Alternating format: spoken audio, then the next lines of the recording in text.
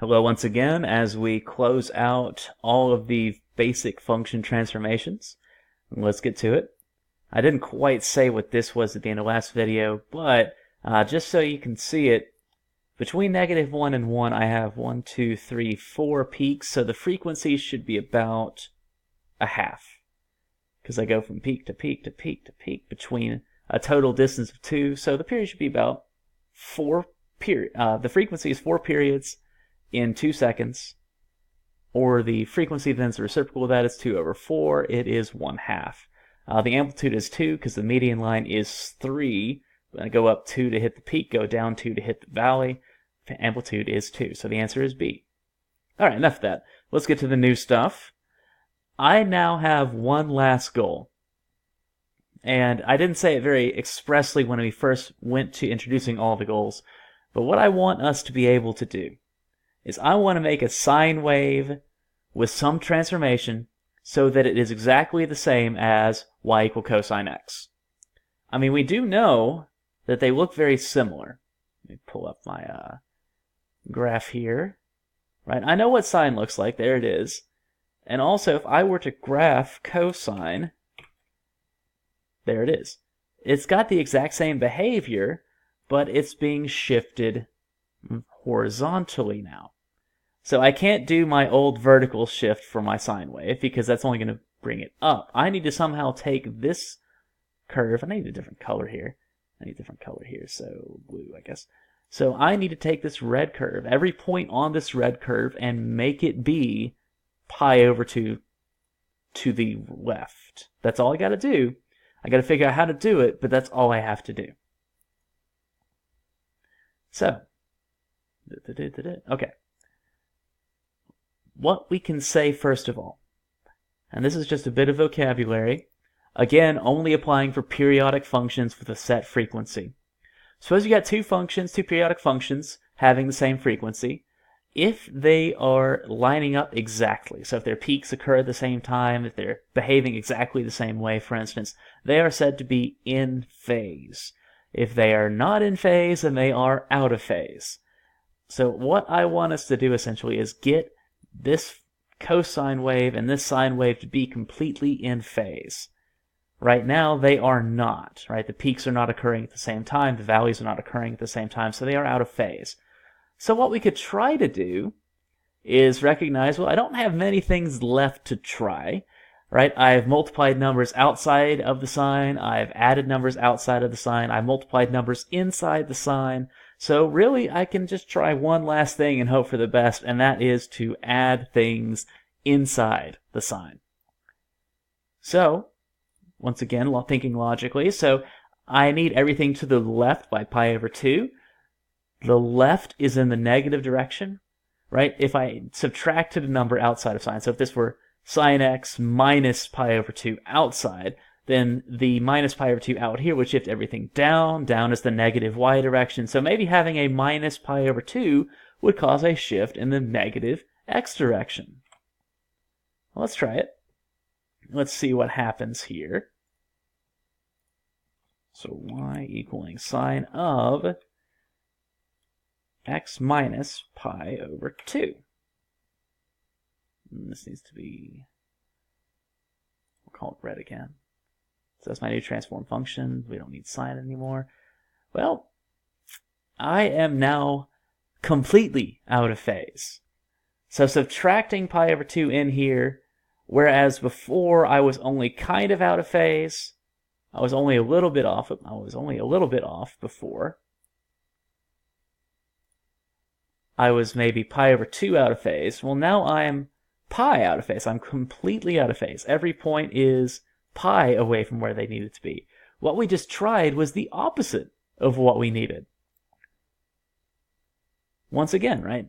Just like in the last video when we multiplied some number onto x in here, that did not make the period be x longer, it made it be x shorter. It had the opposite effect, and this is going to happen again. So if I add some number in here, I'm actually going to be shifting to the left by that number I add. And the reason for that, actually the reason for both of those things, is because our focus doesn't need to be on this number. doesn't need to be on the focus that this number is positive or negative. It needs to be on our focus needs to be on what x has to do to compensate for that, right? So when 0 comes into the argument of a sign, 0 comes out. But if I had this function right here, negative pi over 2 being added to my x value, then I'm not having 0 go into sign except for when x is now positive pi over 2. I just shifted everything to the right by pi over 2. What I want to do is shift everything to the left. So consequently, I need to add pi over 2 inside the argument of sign to shift everything to the left by pi over 2. And there we have it. We do line up. And so altogether, and this is posted on the drive under the links for Desmos, we now have access to all of our changes. We can change the amplitude. We can change the vertical and horizontal stretching by multiplying some number to x inside the cosine. We can shift everything to the left or to the right. And we can shift everything up and down. All the vertical changes happen exactly as you might have originally thought they would, and all of the horizontal changes are more or less the opposite of what you might have think they would have done. But now we have a good itemized list of all of our changes. One thing though, if you are changing both frequency and phase, so if you have something like h of x here being sine of 2x plus 6, that might look like I am now cutting the frequency. I'm doubling the frequency, so I'm cutting the period in half, and that much is true. So the new period is pi, but it also looks like I'm shifting by 6 to the left, and that's not true.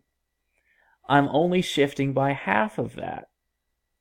Because remember, everything cycles through twice as fast.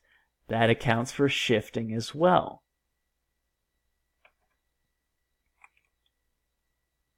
Let's back up what I'm saying here.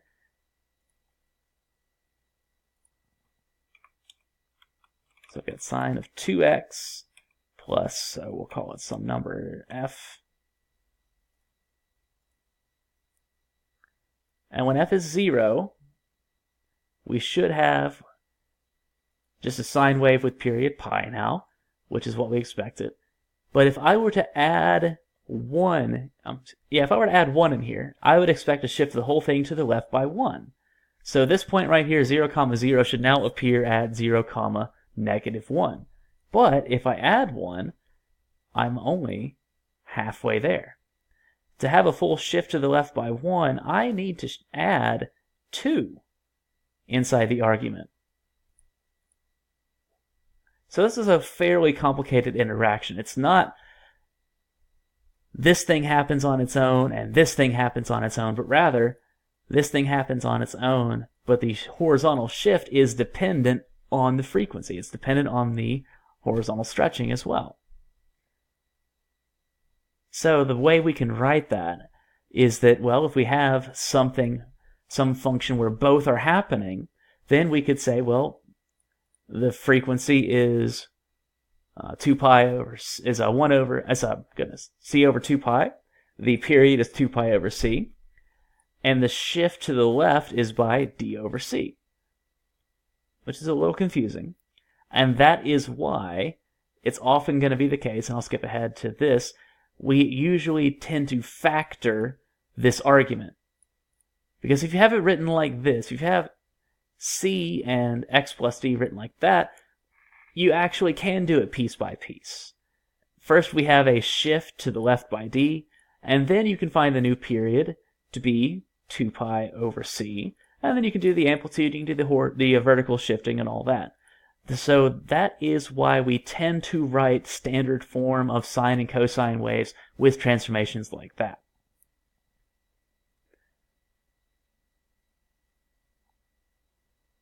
Now what I want you to get out of these videos is not the memorized facts that, okay, if I have something like this function right here, there we are. If I have some function looking like that, I need to factor the 2 out first, and then I can do this and this and this because that's what I was told happens. That's not what I want you to get out of these videos. I don't want you just to memorize the rule book on how to apply transformations. What I want you to be able to do by the time this is over, and not just by the time this video is over, but by the time you finish practicing them yourselves and playing with the numbers, I want you to see why what we say is true is true. I want you to see why adding 6 here only causes a shift by 3, and why that shift is to the left. I want you to be able to see that yourself. Now, where we have a complicated interaction, we do still have a slightly more complicated interaction, right? Because if we had a negative 6 in here, that would mean I shift to the right by 3. But what if instead of multiplying x by the 2, we multiply it by negative 2? What if we had the frequency being multiplied by a negative number? What if we had a still more complicated interaction? Well, what I would recommend for that is not even to have to think about it, because this is where we're getting just a few too many moves that we have to keep track of all at once. Technically speaking, this is a reflection across the y-axis, and then we shift to the left by pi over 2. That's not so bad, but at the same time, it's one thing more than it might need to be. My recommendation to you, and what I will do whenever I'm faced with things like this, is I will just factor out the negative sign and use my even-odd identities. That's what I will always do, because it's just easier for me personally to keep up with that. Because, okay, so I might not know what sine of pi over 4 minus x looks like, but I do know if I factor out that negative sign, I've got negative sine x minus pi over 4. I've got to shift to the right by pi over 4, and then I flip everything across the x-axis, which to me at least is easier to do. That might not be true for you, but it's true for me. Just see what works best for you. That's what I want you to take away. Just see what works best for you, see what you have to do for it to make sense to you, and then go from there. If it makes sense to you, if the process makes sense to you, and the reasons behind the process make sense to you, then you're in good shape. And now we have reached the end of all of the various types of changes. We have horizontal shifts, as D does. We have horizontal stretching, as C does. Of course, these do the opposite of what you might originally have expected, right? D shifts to the left. C actually makes things thinner instead of thicker. But A and B do maybe more akin to what you would have expected. Multiplying some number outside of a sine or outside of a cosine stretches everything vertically by that amount. Adding a B after the fact shifts everything vertically by that amount. And that's pretty nice. In general, though, we might say that we have this nice form. We have a period of 2 pi over c, amplitude A, horizontal shift D to the left, and vertical shift B up. And as it's going to be the case, these same transformations, if applied to any function, will result in the same changes. So if instead of my basic function being y equals sine x or y equals cosine x, and instead I turned to my pre-calculus algebra side and looked at y equal logarithm base 10 of x, or I looked at y equal x squared, if we had these same sorts of changes, we would have the same transformations apply to the graphs of those original base functions. These transformation rules are universal. But even then, the reason why we teach these, the reason why we go over these, is not because they can be used to a lot of functions. The reason why we do it is because you can parse out how a function is behaving or how a function is changing looking at changes to their function equation and just doing cause and effect. Because I have this, what is the effect? Because I have this number, what is the effect? That's what we want you to get out of these. And so hopefully these videos have done that for you. If not, just let me know right now what we might want to look a little more into on before the next class or when it starts. And I will see you then. Have a good one.